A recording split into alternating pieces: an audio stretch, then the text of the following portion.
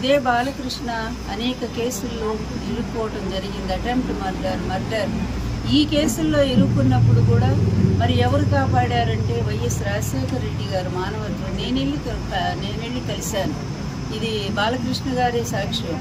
వెళ్ళి కలిసి అన్న మా కుటుంబ గౌరవాన్ని కాపాడండి, మా అబ్బాయి అమాయకుడు తెలియక తప్పు చేశాడు, అందువల్ల మీరు ఈసారి అతన్ని ఎట్లయినా కాపాడండి అంటే పాపం మహానుభావుడు ఏం చేశాడు మనకు తెలియదు, కానీ అతను కనీసం కేసు కూడా లేకుండా చేసి మన కుటుంబాన్ని కాపాడినటువంటి కుటుంబం వాళ్ళని ఓడించమని నేను చెప్తున్నా. అదే కదా పబ్లిక్కి చెప్తున్నా, నేను చెబుతుంది.